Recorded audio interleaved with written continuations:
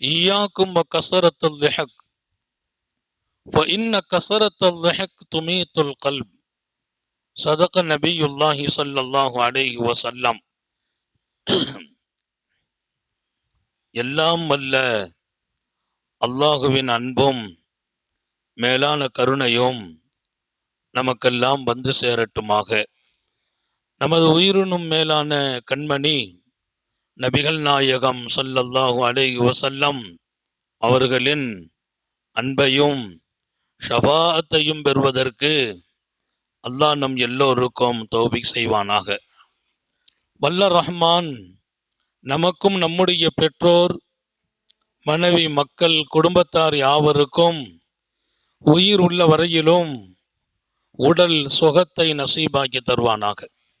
மருத்துவமனை கஷ்டம், அதன் சிரமம், செலவுகளிலிருந்து நிரந்தரமான பாதுகாப்பை அல்லாஹ் நம் எல்லோருக்கும் கொடுத்தருள் புரிவானாக. வானம் பூமியினுடைய ஆபத்துகளை விட்டும், முசீபத்துகளை விட்டும், கெட்ட முடிவுகளை விட்டும் நம்மையும் நம் குடும்பத்தையும் பாதுகாத்து அருள் புரிவானாக. அவனுடைய படைப்புகளின் தீங்குகள் அனைத்திலிருந்தும் நம்மையும் நம் சமூகத்தையும் காத்தருள் புரிவானாக. கண்மணி ரசூலுல்லாஹி ஸல்லல்லாஹு அலைஹி வஸல்லம் அனுமதிக்கப்பட்ட நல்ல காரியங்களிலும் அளவுகோலை இந்த சமூகத்திற்கு தருகிறார்கள். அனுமதிக்கப்பட்டவைகளில் அளவு உண்டு. அனுமதி என்பதை அதை முறைதவறியும் பயன்படுத்தக்கூடாது என்கிறார்கள். ரசூலே கரீம் ஸல்லல்லாஹு அலைஹி வஸல்லம் போதிக்கிற இந்த வாழ்க்கை சிரிப்பை பற்றி பேசுகிறார்கள். உலகத்துல மனிதனுக்கு மட்டுமே சொந்தமானது சிரிக்கிறது. சிரிப்புங்கிறது வேற எந்த இனத்திலும் இல்லை, எந்த படைப்புகளிலும் இறைவன் கொடுக்கவில்லை. சில பிராணிகளுக்கு நம்ம பயிற்சி கொடுத்தா சிரிக்கும், சிரிக்கும். அந்த பறவைகளுக்கு, சில பிராணிகளுக்கு பயிற்சிகள் வழங்குவாங்க, அது சிரிக்கும். ஆனா அந்த சிரிப்பு கூட அழகு இருக்காது. மனிதர்களின் சிரிப்பில் அழகு. சிரிப்பு நமக்கு அனுமதி, அழகு. இன்னும் சொல்ல போனால் மலர்ச்சியான முகம் சுன்னத். அல்லாஹ் எல்லாருக்கும் தௌஃபீக் செய்வானா. மலர்ச்சியான முகம், சிரிப்புன்னு ஒன்று இருக்குது, புன்னுருவல் ஒன்று இருக்குது. புன்னுருவல் என்பது எப்போதும் இருக்கணும், சிரிப்பு அளவோடு இருக்கணும். நாயகம் ஸல்லல்லாஹு அலைஹி வஸல்லம் சொல்வது ஏதோ வெளி வாழ்க்கை அல்ல, ஆன்மீகத்தை பேசுவார்கள் இங்கே. புன்னுருவல் எப்போதும் இருக்கட்டும், சிரிப்பு அளவோடு இருக்கட்டும். சிரிப்பு அளவு கடந்தால் அது ஆபத்தானது. எந்த அளவுக்கு ஆபத் அதை உணர்த்துறாங்க ஸல்லல்லாஹு அலைஹி வஸல்லம். ஈயாக்கும் கஸரத்துல் லிஹக், அதிகமாக சிரிப்பதை விட்டும் நான் எச்சரிக்கிறேன். நீங்கள் அதிகமாக சிரிப்பதை நான் எச்சரிக்கிறேன். அதிகமாக சிரிக்காதீர்கள், சிரிக்கணுங்கிறாங்க, அதிகமாக சிரிக்க கூடாதுங்கிறாங்க.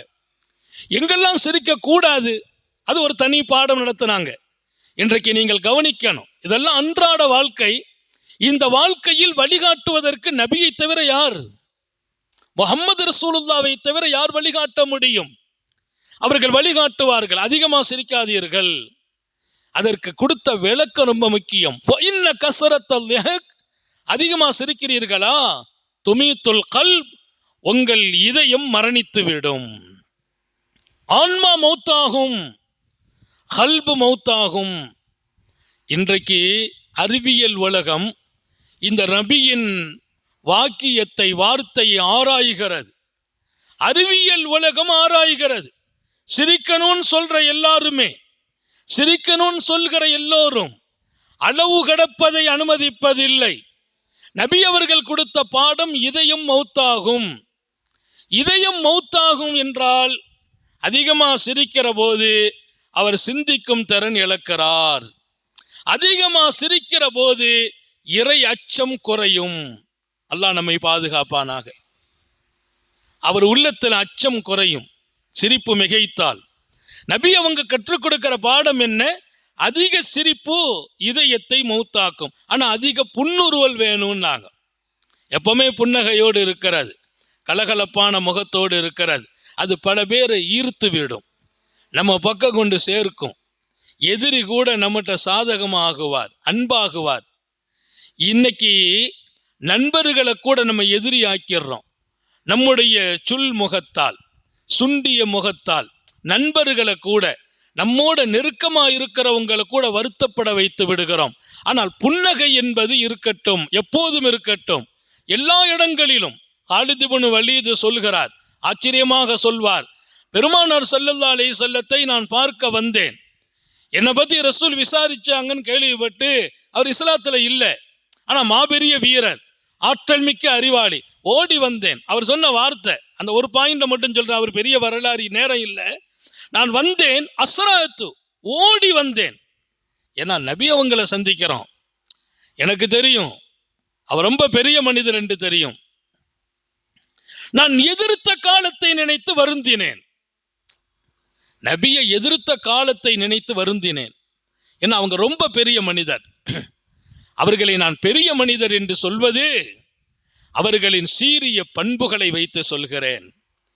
அவர்களின் சீரிய பண்புகள். அவர் ரொம்ப பெரிய மனிதர், நபிகள் நாயகம். நான் எதிர்த்த காலங்கள் நிறைய உண்டு, அதை நினைத்து வருந்துகிறேன் என்கிறார். இப்ப நபியை சந்திக்கிற சந்தர்ப்பம் கிடைச்சி போச்சு. அதுலேயும் என்னை போன்ற எதிரிகளை, நிறைய மூமின்களை அழித்திருக்கிறேன், தாக்கி இருக்கிறேன், சங்கடப்படுத்தி இருக்கிறேன்.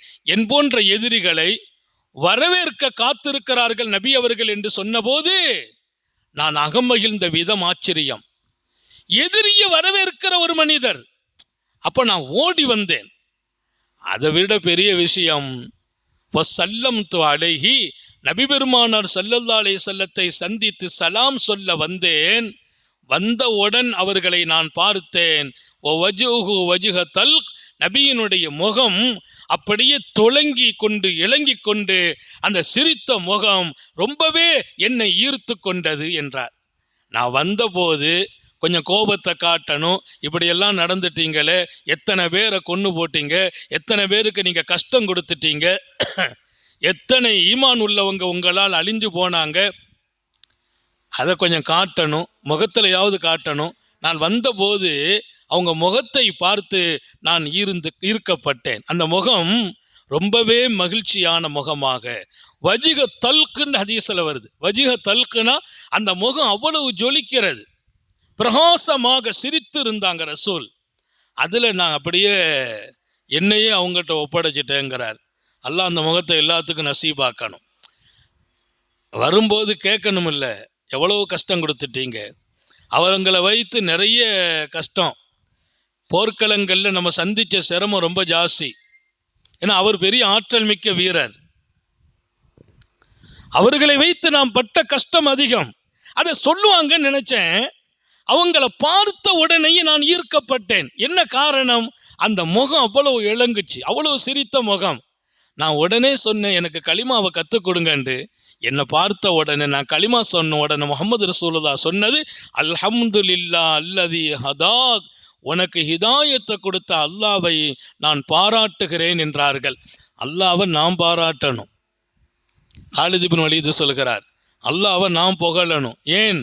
இத்தனை பெரிய மனிதரை இத்தனை காலம் உணராமல் போய்விட்டோமே, இத்தனை பெரிய ஈமானையும் இஸ்லாத்தையும் இத்தனை காலம் ஏற்காமல் போய்விட்டோமே, இப்போது கொடுத்தவனே உன்னை புகழ்கிறேன் என்று நான் சொல்ல வேண்டும். அதை ரசூல் சொன்னார்கள், அல்ஹம்துலில்லாஹ் அல்லதி ஹதாக், உனக்கு ஹிதாயத்தை கொண்டு இங்கே கூப்பிட்டு வந்தவனுக்கு எல்லா புகழும் என்று அல்லாஹ்வுக்கு நன்றியும் புகழும் சொன்னார்கள் நபிகள் நாயகம் ஸல்லல்லாஹு அலைஹி வஸல்லம். உலகத்திலேயே ரசூலுல்லாஹ் ஒரு மனிதர் களிமா சொன்ன போது அல்ஹம்துலில்லாஹ் அல்லதி ஹதாக்கான்னு சொன்னது காலித் இப்னு வலீதுக்கு தான். நீங்கள் இஸ்லாத்துக்கு வந்ததற்கு அல்லாவை நான் புகழ்கிறேன். நான் அல்லவா அல்லாவை புகழணும்? என் பெருமான் அல்லாவை புகழ்ந்தாங்க. அப்படியெல்லாம் ஒரு மனிதரை இந்த உலகத்தில் நான் அறிவை வைத்து சிந்தித்தேன், ஆற்றலை வைத்து சிந்தித்தேன். என் கண்ணில் படவில்லை. நான் இருக்கிற காலம் வரையிலும் நபியை போன்று ஒருவரை பார்க்கவில்லை. இதுவெல்லாம் அவர்கள் கொடுக்கிற பாராட்டு. அவர் சொன்ன விதமும் வார்த்தையும், நான் வந்தபோது எப்படியெல்லாம் என்னை வரவேற்பார்களோ, கோபம் எப்படி இருக்குமோ என்றெல்லாம் நினைத்தேன். ஆனால் மாநபியின் சிரித்த முகம் என்னை முற்றிலுமாக அவர்களின் பக்கம் கொண்டு சேர்த்தது. நான் முடிவெடுத்தேன். இனி என் வாழ்க்கை முழுவதும் எங்கே எதிர்த்து நின்றோமோ அதற்கு மாற்றமாக அன்னலாருக்கு தோள் கொடுத்து துணை நிற்க வேண்டும் என்று முடிவெடுத்தேன். அந்த முடிவுதான் அவர் வாழ்ந்த காலம் வரையிலும் சக்கராத்தில் சொல்கிறார், குர்ஆனை பார்த்து, குர்ஆனே நான் கூடுதல் நேரம் உனக்கு தரவில்லையே, குர்ஆனே நான் கூடுதல் நேரம் உனக்கு தரவில்லையே. உட்கார்ந்து ஓதுகிற வாய்ப்புகளும் அதிகமாக உன்னை பயன்படுத்துகிற வாய்ப்புகளும் எனக்கு கிடைக்கவில்லை. காரணம், என் நேரம் அனைத்தையும் ஈமானின் வளர்ச்சிக்காக, இஸ்லாத்தின் உயர்வுக்காக போர்க்களங்களிலேயே கழித்தேன் என்கிறார். காலித் இப்னு வலீத் பெருமானாரின் பாராட்டை பெற்றவர். இங்கே ரசூல் ஸல்லல்லாஹு அலைஹி வஸல்லம் அவர்கள் இவர்களை வரவேற்பதற்கு அந்த காட்டிய முகம்தான் கடைசி காலம் வரையிலும் அவர் நினைவு கூறுகிற இடமாக இருந்தது. எனவே சிரித்த முகம் காலமும் இருக்க வேண்டும், எப்போதும் இருக்க வேண்டும், எல்லாரிடத்திலும் இருக்கணும், எதிரிக்கு முன்னாலே இருக்கணும், எதிரிக்கு முன்னாலே இருக்கணும். அந்த புன்னகைக்கு மார்க்கத்தில் வரவேற்பு, புன்னகைக்கு மார்க்கத்தில் கண்ணியம், அது பாராட்டுக்குரியது. இன்னைக்கு மனைவிட்ட கூட புன்னகை காட்டுறவங்க இல்லை, மனைவிட்ட கூட புன்னகையை காட்டுறவங்க இல்லை. நிறைய பேர் மனைவிட்ட சிரிக்கிறதே இல்லை. வெளியில் போனால் அப்படி சிரிக்கிறாங்க, வீட்டில் போனால் அப்படி கம்முன்னு ஆயிடுறாங்க. ஏண்டே தெரியல. அங்கே சில பேர் அப்படியே பேர் வாங்கிட்டாங்க, வீட்டில் கொஞ்சம் கடுகடுப்பாக தான் இருக்கணும்னு நினைக்கிறாங்க. அது என்ன வாழ்க்கைன்னு தெரியல. வீட்டில் தான் நமது குணம் வெளியாக வேண்டும், வெளியில் அல்ல. வீட்டில் தான் நம்ம குணம் வெளியாகணும். நம்ம குணத்துக்கு சாட்சி சொல்கிறவர்கள் அவர்கள்தான் சாட்சி. அதிக நேரம் நாம் யாரோடு இருக்கிறோமோ அவங்க தான் நம்ம குணத்துக்கு சாட்சி. நம்முடைய அழகிய குணம், முகம் அங்கதான் வெளியாகணும். அங்க நிறைய பேர் கடுகடுப்பாக சுண்டிய முகத்தோடு சீரிய நிலையில இருக்கிறதான் பார்க்க முடியுது. வீட்டில் அந்த அம்மா ஏதாவது பேசுனா உடனே கோபம் வருது. ஒருத்தர் சொன்னார், எங்கள் வீட்டம்மா வாய் திறந்தாலே கோபம் வருதுன்ட்டு. அது என்னன்னு புரியலை எனக்கு. அந்த அம்மா வாய் திறந்தாலே கோபம் வருதுன்னு, அந்த அம்மா வாய் திறக்காமல் வீடை எப்படி நடத்துறது, குடும்பத்தை எப்படி கொண்டு போகிறது? குடும்பத்தை நடத்தணும்னா அந்த அம்மா வாய் திறந்தால் தான் நடத்த முடியும். எனக்கெல்லாம் எங்கள் வீட்டம்மா கம்முன்னு இருந்தால் நம்ம கதை ஓடாது. அவங்க கம்முன்னு இருந்தால் அவங்க தான் சொல்லணும், அதை அப்படி செய்யணும், இதை எப்படி செய்யணும், நாளைக்கு இந்த காரியம் நடத்தணும், புள்ள வீட்டுக்கு இது செய்யணும், மக வீட்டுக்கு அதை செய்யணும், பேரனுக்கு அதை செய்யணும், இதையெல்லாம் விவரிக்க வேண்டிய இடத்துல அவங்க இருக்கிறாங்க. இவர் சொல்கிறாரு, அந்த அம்மா வாய் திறந்தாலே கோவம் வருது. ஏங்க என்னத்தையாவது சொல்லிகிட்டே இருக்காங்க, அதை செய்யணும், இதை செய்யணும், அதை அவங்க தானே சொல்லணும், அதை செய்யணும், இதை செய்யணும்னு சொல்கிறது தான் அவங்க வேலை. அந்த வேலையை அவங்க செய்தால் தான் நம்ம செயல்பட முடியும். எனவே வீட்டில் காது கொடுத்து கேளுங்கள். பெருமானார் ஸல்லல்லாஹு அலைஹி வஸல்லம் நேற்று ராத்திரி இங்கே பேசின நபியின் மனைவியர்கள் அப்படின்னு நைட்டில் பேசணும். குர்ஆன்ல அல்லாஹ் பேசினா நபியினுடைய மனைவியர்கள், அவங்க கண்ணியம், அவங்க சிறப்பு. நீங்கள் இன்ஷா அல்லாஹ் யூடியூப்பில் பார்க்கலாம். அதில் நான் சொல்லும்போது நபியின் மனைவியர்களின் கண்ணியத்தை பற்றி அல்லாஹ் பேசுகிறான். அவங்க எவ்வளவு பெரியவங்கிறான். உங்களை போல பெண்கள் உலகத்திலேயே இல்லைங்கிறான் அல்லாஹ். உங்களை போல பெண்கள் உலகத்திலேயே இல்லைங்கிறான். ரசூல் ஸல்லல்லாஹு அலைஹி வஸல்லம் அந்த மனைவியர்களை அவ்வளவு தூரம் உயர்த்தியும் பார்த்தார்கள். ஒரு மனைவியை கூட ரசூல் குறை சொல்லல. 9 மனைவியர்கள், ஒரு பெண்ணை கூட குறை சொல்லல. ஒரு மனைவி கூட நபியை குறை சொல்லல. என் பெருமான் எப்போதும் சிரித்த முகத்தோடு இருப்பார்கள். எல்லா வீட்லையும், அப்சாவுடைய வீட்டில் சிரிச்ச முகமா, உம்மு சலமா வீட்லையும் சிரிச்ச முகம்தான், ஆயிஷா நாயகி வீட்லையும் சிரிச்ச முகம்தான். அதுதான் ரசூலுடைய சுன்னத். அப்ப என் வீட்டுக்குள்ளே என்னிடத்திலே அந்த புன்னகை காணப்பட வேண்டும், சிரித்த முகம் எப்போதும் இருக்கணும். ஆனால் கடுகடுப்பான முகத்தை மார்க்கம் விரும்புவதில்லை. அல்லாஹ்வுக்கு கூட அதுல திருப்தி இல்லை. ரசூல் ஸல்லல்லாஹு அலைஹி வஸல்லம் சிரிப்பை பத்தி பேசுற போது சொன்னாங்க, அல்லாஹ்வையே சிரிக்க வைத்தவர்கள் இந்த உம்மத்தில் இருக்கிறார்கள் என்றார்கள். அல்லாஹ்வை சிரிக்க வைக்கிறதுங்கிறது எப்படிப்பட்ட வேலை? லேசான வேலையா? உலகத்தையே சிரிக்க வைக்கிறவன் அல்லாஹ், உலகத்தையே சிரிக்க வைக்கிறவன் அல்லாஹ். அல்லாஹ்வை சிரிக்க வைத்தார் என்று பெருமானார் ஸல்லல்லாஹு அலைஹி வஸல்லம் ஒரு கட்டத்தில் சிரிச்சிட்டு சொன்னாங்க, அல்லாஹ் சிரித்தான், நான் சிரிக்கிறேன்னாங்க. அல்லாஹ்வை எப்படி சிரிக்க வைக்கிறது? அல்லாஹ் யார் சிரிக்க வச்சா கேட்ட போது சொன்னாங்க, 2 அடியார்கள் அல்லாஹ்வுடைய தர்பாரில் நின்னாங்க. அதில் ஒருத்தர் சொன்னார், அல்லாஹ் இந்த ஆள் என்னுடைய நன்மைகளை என் ஊரில் வச்சு எனக்கு கொஞ்சம் கஷ்டம் கொடுத்தார், ஊரில் வச்சு எனக்கு ஒரு கஷ்டம் கொடுத்துட்டார், அப்படின்னா அவருடைய நன்மையை எனக்கு வாங்கி கொடுன்னு கேட்டார். அப்போ அங்கே போய் பார்த்தா அவர்கிட்ட நன்மை இல்லை. அல்லாஹ் கேட்டான், நன்மையெல்லாம் நீ எங்கேப்பா கொண்டு வந்திய? இவர் கடைசி ஆளு, நான் அந்த ஆள், இவர் கடைசி ஆளு, இதுக்கு முன்னர் நிறைய பேர் வந்து நான் செய்த பாவங்கள் கஷ்டங்களுக்கெல்லாம் அவங்க நன்மையை வாங்கிட்டு போயிட்டாங்க. எல்லாரும் வாங்கிட்டு போய் இப்போ நான் காலியாக நிற்கிறேன், இவன் வந்து நிற்கிறான். நான் காலியாக நிற்கிறேன், நான் நிறைய நன்மை கொண்டு வந்தேன், ஒவ்வொருத்தனா வந்து வாங்கிட்டு போயிட்டான். யார் வந்து வாங்கினா? ஒருத்தர் வந்தார், என்னை அடிச்சிட்டான் உலகத்தில், அவனுக்கு இவன் நன்மையை தானே என் நன்மை கொஞ்சம் அவருக்கு கொடுத்தாச்சு. இன்னொருத்தர் என் சொத்தை அபகரிச்சாருன்னார், அதுக்கு பகரமாக அந்த ஆள் பெரிய நன்மையை வாங்கிட்டு போயிட்டார். இப்போ நம்ம இங்கே செய்கிறது பூரா யார்கிட்டெல்லாம் என்னென்ன துரோகம் செய்து என்ன கஷ்டம் கொடுத்துட்டு இருக்கிறோமோ இது ஜாலியாக இருக்குது, நிம்மதியாக இருக்குது, இதை கொஞ்சம் ஒரு திருப்தியாக இருக்கிறோம். அங்கே போனால் நம்ம செய்துட்டு போன கொஞ்சம் தொழுகை நோன்பு பூரா அவங்க வாங்கிட்டு போயிடுவாங்க. நம்ம ஒன்றும் இல்லாமல் வேற எங்கேயோ போகிறோம். அல்லாஹ் நம்ம எல்லாரையும் பாதுகாப்பானாக. பெருமானார் கொஞ்சம் கண்ணீரோடு சொன்னாங்க, நீங்கள் விடை பெறுவதற்கு முன்பாக உலகத்தில் யாருக்காவது உங்களால் கஷ்டம் வந்திருந்தால் அதையெல்லாம் சரி செய்து விட்டு உலகத்தை விட்டு விடைபெறுங்கள். நீங்கள் விடை பெறுவதற்கு முன்பாக, மௌத்தாகிறதுக்கு முன்போ உங்களால் யாருக்காவது கஷ்டம் வந்திருந்தால் அதை அங்கேயே நிவர்த்தி பண்ணி விடுங்கள். யாரையாவது சொத்தை எடுத்தீங்களா, அவங்கள்ட்ட போய் சொத்தை கையில் கொடுத்துரு. நீ கொண்டு வந்து என்ன பண்ண போற? இங்கே வந்து நரகத்துக்கு போகிற, அங்கேயே கொடுத்துரு. யாரையாவது காயப்படுத்தி இருந்தாயா போய் மன்னிப்பு கேட்டுக்கா. நீங்கள் புறப்படுறதுக்கு முந்தி இந்த வேலையை செய்யுங்க. ஹஜ்ஜிக்கு போகிறதுக்கு முந்தி அந்த வேலையை நிறைய பேர் செய்யிட்டு இருக்கிறோம். ஹஜ்ஜிக்கு போகிறதுக்கு முந்தி போய் மன்னிப்பு கேட்கறது, அல்லாஹ்வுக்கா ரசூலுக்கா பொறுத்துக்கங்க அப்படிலாம் சொல்கிற பழக்கம் இருக்குது. இப்போ அதுவும் குறைஞ்சிக்கிட்டே வருது. எதுவும் குறையுது? ஹஜ்ஜிக்கு போகிற போதும் கூட அது கொஞ்சம் குறைஞ்சிக்கிட்டே வருது. ஏன்னா ஹஜ்ஜில் எல்லா பாவங்களையும் அல்லாஹ் மன்னிச்சிருவானா. அரஃபா மைதானத்தில் உட்கார்ந்த எல்லா பாவமும் மன்னிக்கப்பட்டுரும். அவர் அன்று பிறந்த பாலகர், அடியார்களுக்கு செய்த துரோகம் மன்னிக்கப்படாது, ஹஜ்ஜிலும் மன்னிக்கப்படாது. என் மனைவி என் மேல கோபமா இருக்கிறாங்க, மனைவியை கஷ்டப்படுத்திட்டு போயிட்டேன், அரஃபாவில் கூட என் மனைவியை நான் கொடுத்த கஷ்டத்துக்கு மன்னிப்பு இல்லை, என் மனைவி தான் என்ன மன்னிக்கணும். இன்னைக்கு மனைவியை பேசுறவங்க இருக்கிறாங்க, கஷ்டப்படுத்துறவங்க இருக்கிறாங்க, திட்டுறவங்க இருக்கிறாங்க. அவங்க முன்னால சிரிச்சே பழகிறது இல்லை, அவங்க எதை பேசினாலும் பிடிக்கிறது இல்லை. அப்படியானால் இதற்கெல்லாம் அல்லாஹ்ட்ட போய் என்ன பகரம் செய்ய போகிறீர்கள்? தொழுகை காப்பாற்றுமா? நோன்பு காப்பாற்றுமா? இல்லை, அது வேறு. அடியார்களுக்கு செய்த அநீதியை அடியார்களே மன்னிக்க வேண்டும்.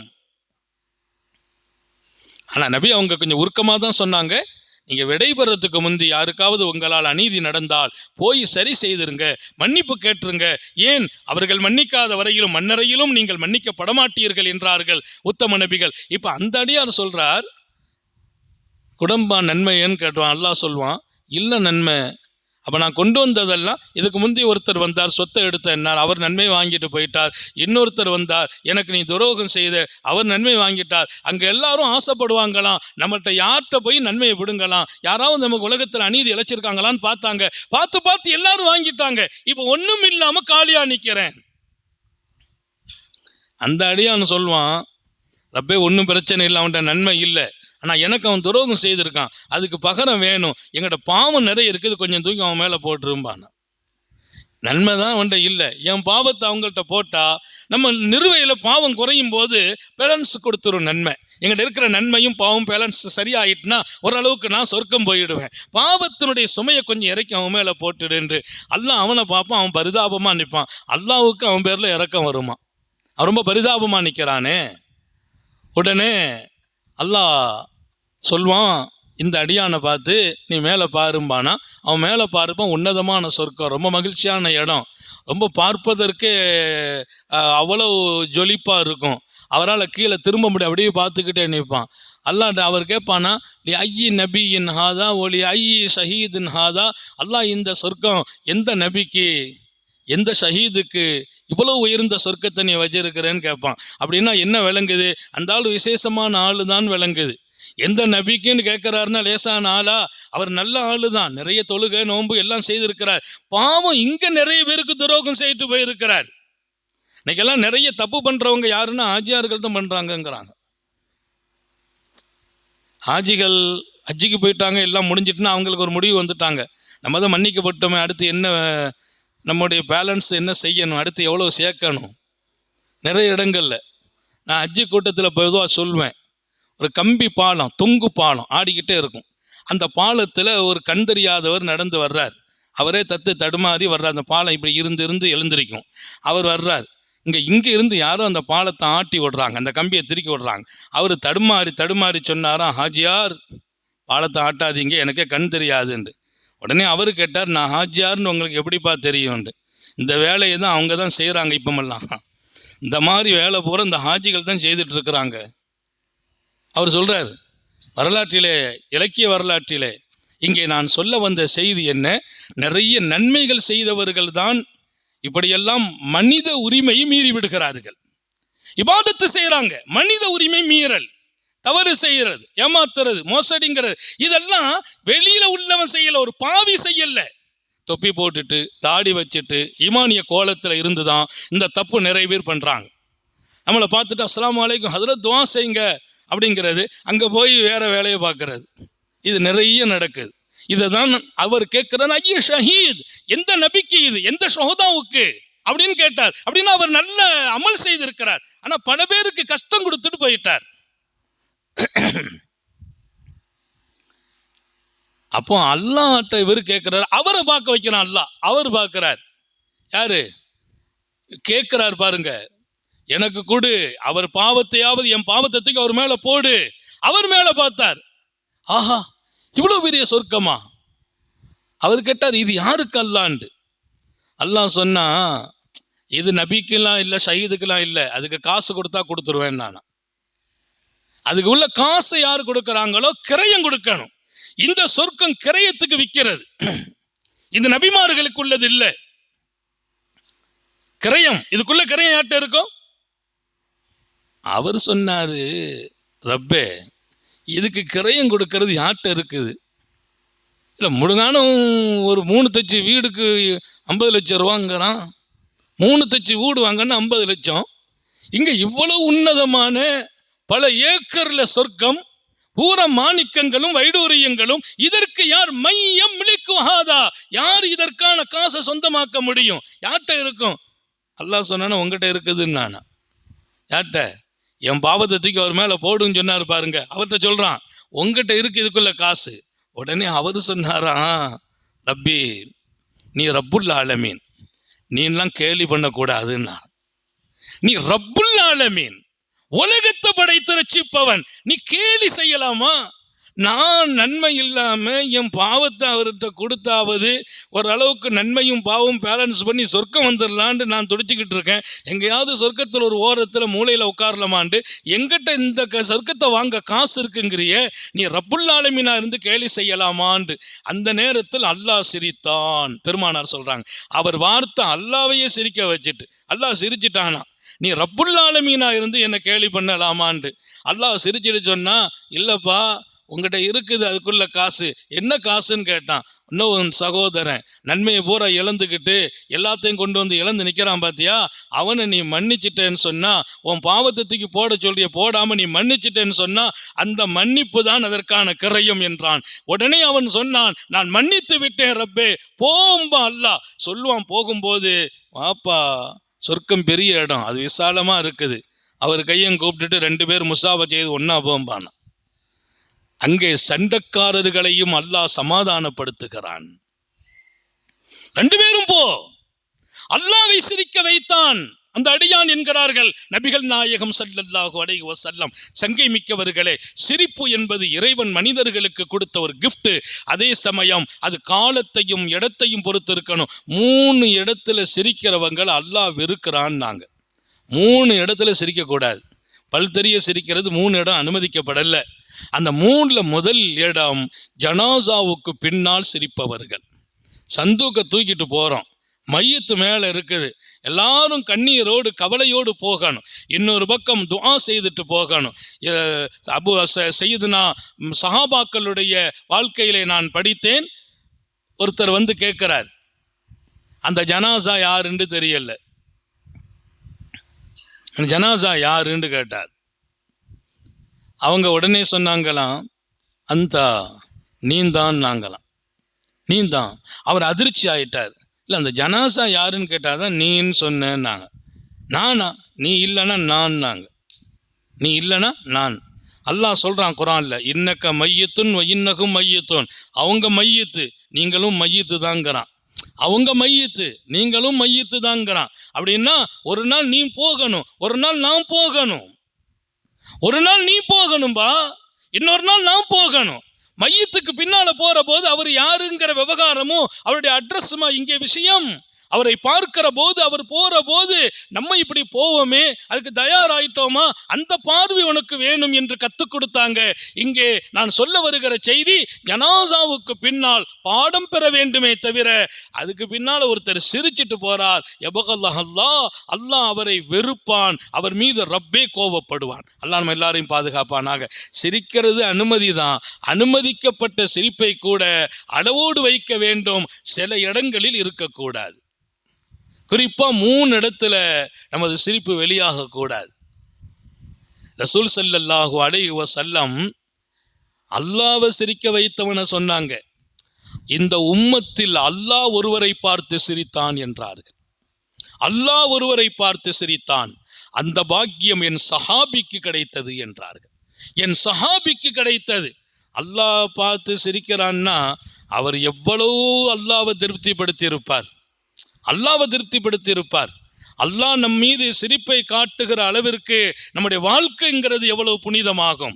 ஒரு செய்திக்குள்ளே நாம் தெரிந்து கொள்ள வேண்டிய பாடம், செய்துனா சஅத் இப்னு முஆத் வஃபாத் ஆயிட்டாங்க. மாபெரிய மனிதர், மாபெரிய மனிதர். நபி பெருமானார் ஸல்லல்லாஹு அலைஹி வஸல்லத்தின் வளர்ச்சியில் மிகப்பெரிய பங்காற்றியவர். இஸ்லாத்திற்காக, ஈமானுக்காக அவருடைய தியாகத்தை உலகம் உள்ள வரையிலும் மறக்க முடியாது. மதீனத்து மாவேந்தர்களில் சஅத் இப்னு முஆத் ரலியல்லாஹு அன்ஹு, அவங்களுடைய வஃபாத் யாராலும் தாங்க முடியவில்லை. சஅத் இப்னு முஆத் வஃபாத் ஆகிறார். பெருமானார் வர்றாங்க. வந்தபோது அவங்க தாயார் துடிக்கிறாங்க. அவங்க பெத்த தாய் இருக்கிறாங்க. ரொம்ப நீண்ட வயசுல இல்லை, சின்ன வயசுல மௌத்து. உம்மா கடந்து பதறாங்க. சத்தமிட்டு அழுதாங்க. யா ரசூலல்லாஹ், நபியை பார்த்துட்டாங்க, என் தோழருக்கு, என்னுடைய மகனுக்கு இந்த இழப்பா? உடனே ரசூல் ஸல்லல்லாஹு அலைஹி வஸல்லம் சொன்னாங்களா, என் அன்பு தாயே அமைதியாகுங்கள், மௌனம், அழுக கொஞ்சம் குறைத்து விடுங்கள். உங்களுக்கு நான் ஒரு சோபனம் சொல்லுகிறேன். இன்ன இப்னக் அவ்வளு மன் தஹிகல்லாஹு இலை, இன்ன இப்னக் அவ்வளு மன் தஹிகல்லாஹு இலை, உங்கள் அன்பு மகன் அல்லாஹ் அவரை பார்த்து சிரித்தான். அல்லாஹ்வையே சிரிக்க வைத்த முதல் மனிதர் இந்த உம்மத்தில் உங்கள் மகனார் என்றார்கள் ஸல்லல்லாஹு அலைஹி வஸல்லம். சஅத் இப்னு முஆத் தெரிஞ்சு வச்சுக்கிடணும், சஹாபாக்கள் எப்படிப்பட்ட வாழ்க்கை இந்த மண்ணில் வாழ்ந்தார்கள். அல்லாஹ் உங்களுடைய மகனை பார்த்து சிரித்தான். இப்ப அல்லாஹ் வாழ்த்து சொல்லுகிறான், நீங்க அழுகிறீங்க, இவருடைய வருகைக்கு அல்லாஹ்வே காத்திருக்கிறான். இன்னும் தெரியுமா, வானத்தின் கதவுகள் எல்லாம் இவர் வருகைக்காக திறக்கப்பட்டிருக்கிறது என்றார்கள் நபிகள் நாயகம் ஸல்லல்லாஹு அலைஹி வஸல்லம். இந்த மண்ணில் இன்றைக்கு பல்லாயிரம் மலக்குகள் இறங்கி வந்திருக்கிறார்கள், இவருடைய உன்னித ரூகை பாராட்டுவதற்கும் கொண்டு செல்வதற்கும். இந்த உலகத்தில் வாழ்ந்த அந்த வாழ்க்கையை ரொம்பவே சோபனத்திற்குரிய வாழ்க்கையாக ஆக்கிக்கிறாங்க. சோபனத்திற்குரிய வாழ்க்கை. நம்ம போயிட்டோம்னா வாழ்த்து சொல்லுகிற இடம் மனிதர்களாக மாத்திரம் அல்ல, மலக்குகள் இருக்கிறாங்க. எல்லாவற்றையும் தாண்டி ஹாலிக்கு அல்லாஹ்வே, படைத்தவனே வாழ்த்து சொல்லி அவன் சிரித்த முகத்தை காட்டினான். அவன் சிரிப்பதற்கு இந்த தோழரே துணை என்றார்கள். இவர் வாழ்க்கை அப்படிப்பட்டது என்ற போது அவங்க அம்மா அமைதியாயிட்டாங்க. என் மகனுடைய இந்த மரணம் என் ரப்ப சிரிக்க வைக்குது என்றால், என் ரப்பு சிரிக்கிற முதல் இடத்தில் என் மகன் இருப்பான் என்றால் என்ன தவம் நான் செய்திருக்க வேண்டும். யார்? சஅத் இப்னு முஆதின் தாயார், காத்தமுன் நபியின் ஸல்லல்லாஹு அலைஹி வஸல்லம் அல்லாஹ்வை சிரிக்க வைத்தவரையும் சொல்கிறார்கள். அல்லாஹ் யாரை பார்த்து சிரித்தான் என்று தன் தோழரை முகவரி படுத்தி அந்த அம்மாவை அவ்வளவு மகிழ்ச்சி ஆக்கிட்டாங்க. எந்த தாயும் தன் பிள்ளைக்கு அந்தஸ்து வரும்போது, தன்னுடைய பிள்ளைக்கு மகிழ்ச்சி வரும்போது சந்தோஷம் அடையாமல் இருப்பாங்களா? நமக்கு வாழ்த்து வருகிறது, மகிழ்ச்சி வருகிறதுன்னா முதல்ல சந்தோஷப்படுற நம்ம தாய் தான் சந்தோஷப்படுவாங்க. அவங்களுக்கு நிகர் ஒரு ஆன்மா துன்யாவில் இல்லை. நம்முடைய நல்ல நிலையை பார்த்து ஒரு தாய் சந்தோஷப்படுவாங்க. அதுவும் ஒரு மகன் மறுமையில சொர்க்கத்தில் அல்லாஹ்வின் தர்பாரில இத்தனை பெரிய அந்தஸ்தை பெறுகிறார் என்றால் அந்த அம்மா என்ன தவம் செய்திருப்பார்களோ என்றுதான் நம்ம என்ன தோணுகிறது. ஆக சிரிப்பதற்கு அனுமதிக்கப்படாத இடங்களை நம்ம கொஞ்சம் கவனத்தில் எடுக்கணும். அந்த மாதிரி ஜனாசாவுக்கு பின்னால்லாம் சிரிச்சுட்டே போறவங்க இருக்கிறாங்க, பேசிக்கிட்டே போறவங்க இருக்கிறாங்க. இன்னும் சில பேர் ரொம்ப ரொம்ப கஷ்டமா இருக்கு சொல்றதுக்கு, அந்த ஜனாசாவை பத்தியே புறம் பேசிட்டு போறவங்க இருக்கிறான். பின்னாலேயே அந்த மையத்தை பத்தி போறானே, என்ன ஆட்டம் ஆடினான் தெரியுமா? அவங்க சும்மா அவன் ஒரு வருஷத்துக்கு முந்தையே போக வேண்டிய ஆளு தான். ஒரு வருஷத்துக்கு முந்தையே போக வேண்டிய ஆளு தான். இவர் என்னப்போ அல்லாஹ் வீட்டுக்கு பக்கத்தில் இருந்த மாதிரி, அல்லாஹ் போன வருஷமே இவருக்கு மூத்த டிக்ளேர் பண்ணி இவர் கொஞ்சம் அதை கரிஞ்சிக்கிட்ட மாதிரி, போன வருஷமே போக வேண்டிய ஆள் அவன் கீழே விழுந்தானே அப்பவுமே போயிருக்கணும். மௌத்தான மனிதரை தூக்கிட்டு போகிற போது அவரை பற்றி குறை பேசுகிறவங்க, புறம் பேசுகிறவங்க எத்தனை மனித இனத்தினுடைய தவறான மனிதர்கள். போய் விட்டாரா, அவர் நலவை மட்டும் சொல்லுங்கள். ஆர்டர், ரசூலுடைய ஆர்டர். அவன் பாவம் தான் பண்ணியிருக்கான், தப்பு தான் பண்ணிட்டு போறான். அப்படிப்பட்ட மையத்தையும் மரணித்த பின்னால் உதுக்குரு மகாசியன மௌத்தாக்கும், உங்களில் ஒருவர் மரணம் தழுவினால் அவருடைய நல்லதை மட்டும் சொல்லுங்கள், இனி அவர் செய்த தப்பை பேசாதீர்கள். முடிஞ்சு போச்சு. அது அல்லாஹ்வுக்கும் அவருக்கும் சொந்தம். மௌத்தா போன பின்னால் அவரை பற்றி குறை பேசக்கூடாது. இப்போமெல்லாம் நான் யாராக இருக்கட்டும், ரொம்ப தப்பு பண்ணவங்களை கூட மௌத்தாகிட்டாங்கன்னா அவனை பாராட்டுற அவங்கள மாதிரி மனுஷங்கள்லாம் இல்லை. அவங்க செய்த தப்புக்கும் அவங்களுக்கும் அல்லாஹ்வுக்கும் சொந்தம். அதை நம்ம பேசக்கூடாதுன்ட்டாங்க. பெருமானார் பேசக்கூடாதுன்னு சொன்ன பின்னால் நம்ம எப்படி பேசுறது? என்ன அனுமதி இருக்குது? ஆனால் மையத்தையே தூக்கி வச்சுக்கிட்டு தலைக்கு மேலே வச்சுக்கிட்டு பின்னால் ஒரு கூட்டம் அவரை பற்றியே பேசிட்டு போகிறாங்க. 2 பேர் ரொம்ப குசு குசுன்னு பேசுகிறாங்களேன்னு பார்த்தா ஒன்றையும் பேசல. கபருடைய வாழ்க்கையை பற்றி பேசிட்டு போவாங்களோ, சொர்க்க நரகத்தை பற்றி பேசுகிறாங்களோ, இல்லை இவரை போய் என்னவெல்லாம் கபூரில் போய் பாடுபட போகிறான்னு பேசிட்டு போகிறாங்க. இதுவெல்லாம் அவசியமற்ற வார்த்தைகள். எனவே சிரிக்காதீர்கள். ஜனாசாவுக்கு பின்னாலே 2வது இடம் இந்த மஜ்லிஸ் திக்ர், திக்ருடைய சபை. அது அல்லாஹ்வை நினைக்கிற சபை, திக்ருடைய சபை, தியானம் நிறைவேறுகிற இடம், தியான கூடம். அது அல்லாஹ்வை நினைக்கிற இடம் திக்ருடைய சபை. அல்லாஹ் அல்லாஹ் அல்லாஹ் அல்லாஹ் சொல்ல சொல்ல இன்பம், இன்னொரு பக்கம் அவன் பக்கம் ஈர்க்கப்படும் நிலை. அங்க உட்கார்ந்து ஒருத்தர் சிரிக்கிறார் என்றால் நன்கு புரிந்து கொள்ளட்டும், அல்லாஹ்வின் வெறுப்பை அவர் சம்பாதிக்கிறார். நமக்கு அந்த இடத்துல சில பேர் இதுக்கு சிக்கர் செய்வாங்க, கொஞ்சம் வித்தியாசமாக இருக்கும். அதை பார்த்து நம்ம சிரிப்பதுன்னா நைஸாக விலகி நோண்டு போயிடணும். ஏன்னா அந்த சபை சிரிப்பதற்கு தகுதியற்ற சபை.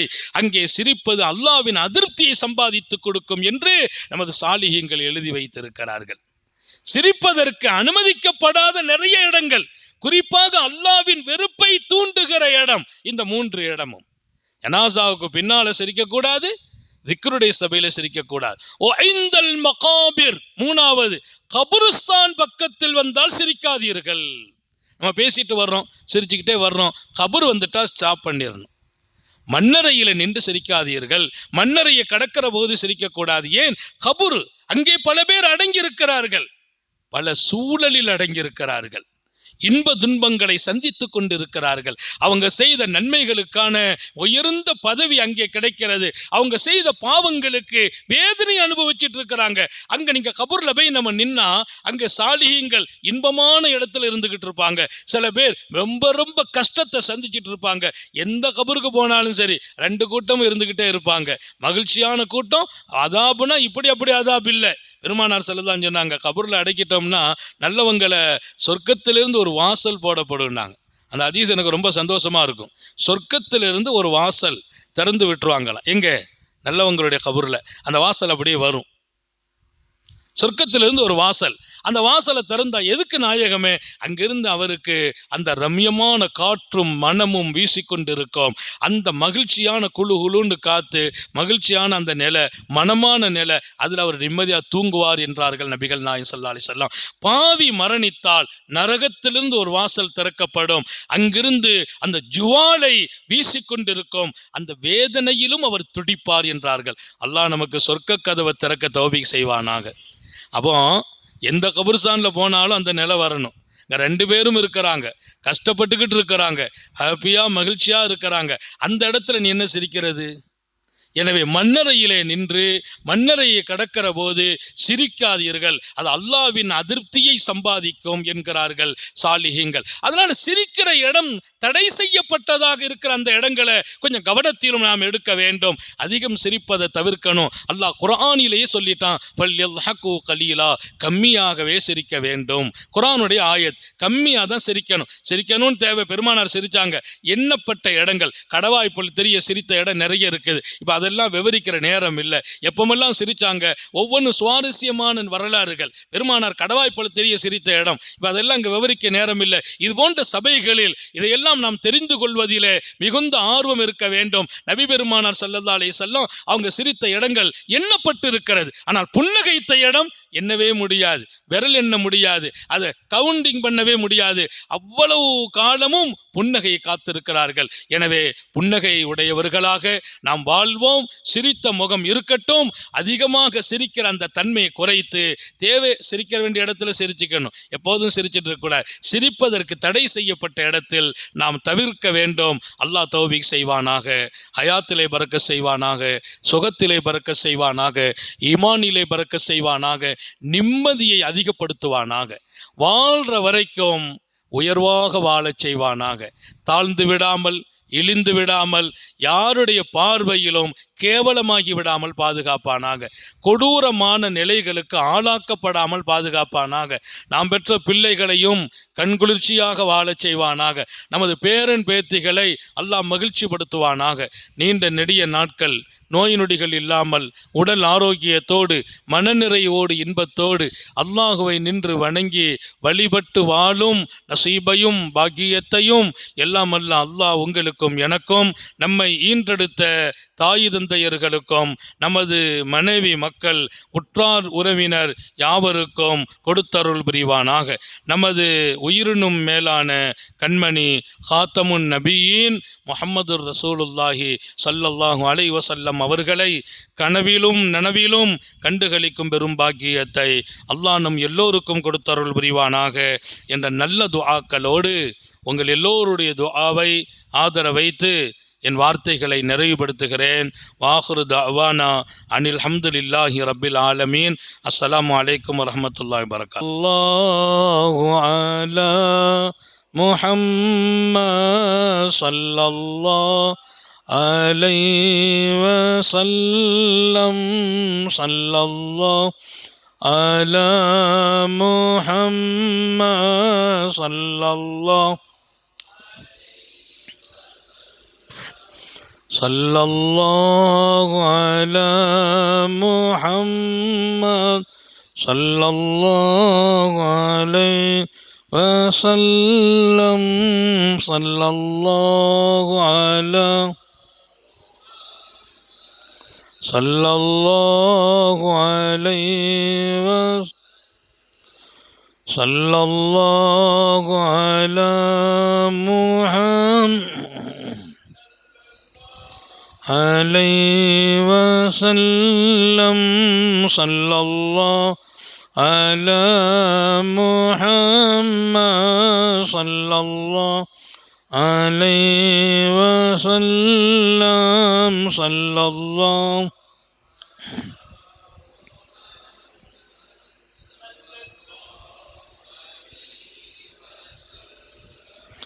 ஸல்லல்லாஹு அலா முஹம்மத் ஸல்லல்லாஹு அலைஹி வஸல்லம். ஸல்லல்லாஹு அலா முஹம்மத் ஸல்லல்லாஹு அலைஹி வஸல்லம். ஸல்லல்லாஹு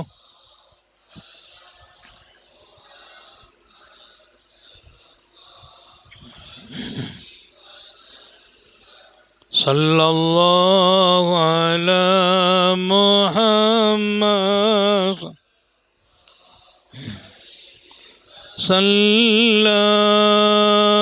ஸல்லல்லாஹு அலா